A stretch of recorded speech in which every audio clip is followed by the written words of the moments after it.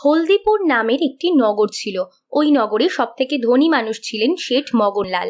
শেঠ মগনলাল এতটাই ধনী ছিলেন যে উনি নিজের নাকের ওপরে মাছি পর্যন্ত বসতে দিতেন না। উনি ওনার ছেলের বিয়ে মালতী নামের একজন মেয়ের সাথে দিয়েছিল। মালতী খুব গরিব পরিবারের মেয়ে ছিল। মগনলাল গরিবদের নিজের পায়ে জুতো মনে করত, তাই মালতীকে তার ছেলের সাথে বিয়ে দেয়। মালতী তার বড়লোক শ্বশুর বাড়িতে খুব কষ্টের জীবন কাটাচ্ছিল। শাশুড়ি শ্বশুর তো দূরের কথা, তার বর মঙ্গল পর্যন্ত তাকে সম্মান দিত না। একদিনের কথা, দিন মঙ্গল ব্যবসার কাজে বাইরে যায়।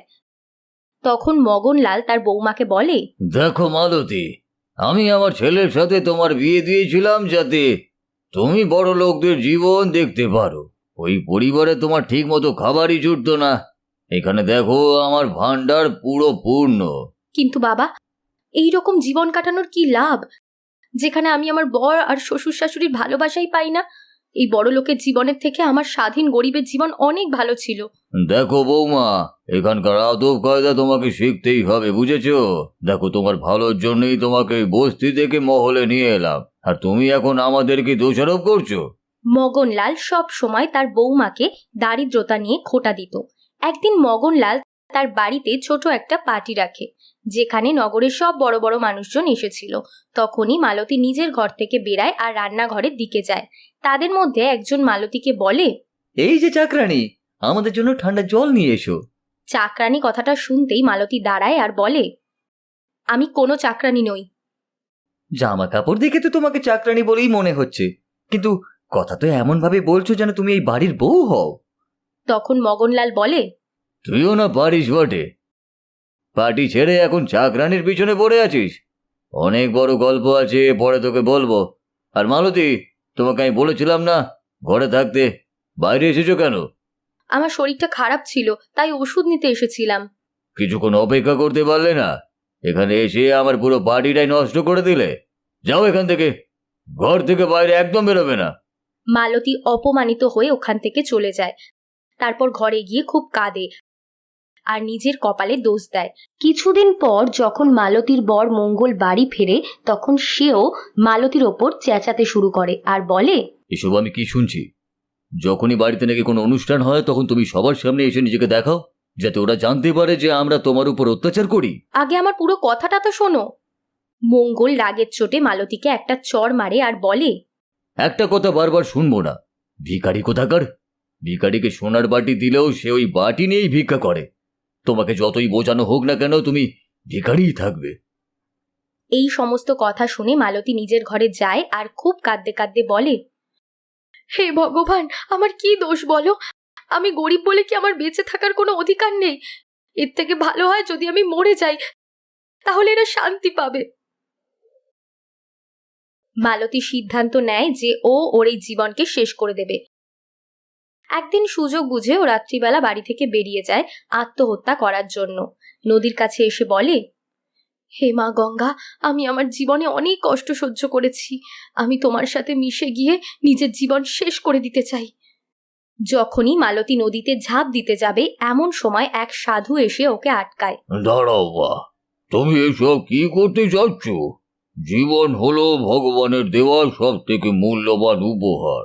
কিন্তু বাবা, এই উপহার সব সময় তিরস্কারই পেয়েছে।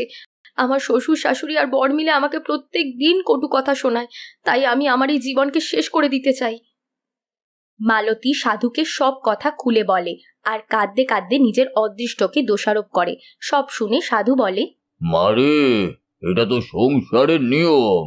ধনীরা সারা জীবনই গরিবদের উপর অত্যাচার করেছে, তাই তুই চিন্তা করিস না। আর এই কুরুক্ষেত্রে সাহসের সাথে টিকে থাক, ভগবান তোর সাথে আছে। আর এই নে, এই জলটা রাখ। যখন ওরা তোকে দরিদ্রতা নিয়ে খোঁটা তুলবে, তখন এটা ব্যবহার করবি।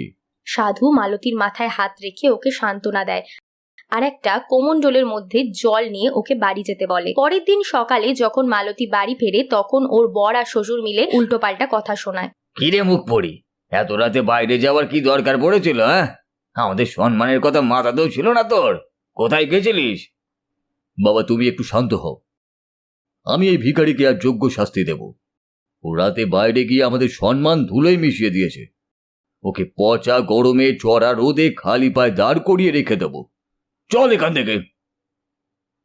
ও মালতীকে চড়া রোদে এক পায়ে দাঁড় করিয়ে রাখে আর নিজেরা ছাওয়ায় বসে মজা দেখে। মালতী গরমে এক পায়ে দাঁড়িয়ে কাঁদতে থাকে। তার বর আর শ্বশুরকে বলে, আমাকে একটু জল দাও, না হলে আমি মরে যাব। জল দেব?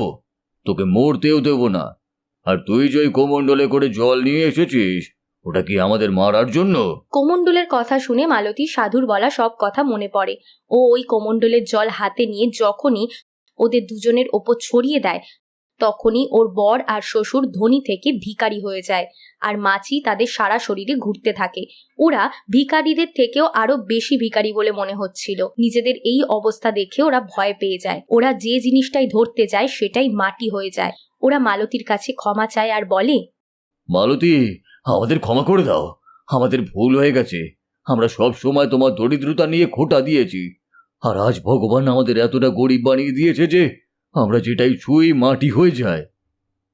দেখেছেন বাবা, আপনি সব সময় আমাকে ভিখারি বলে এসেছেন আর নিজেকে ধনী বলেছেন।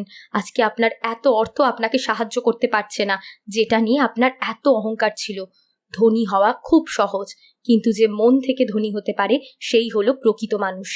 মালতীর কথা শুনে ওরা বুঝতে পারে।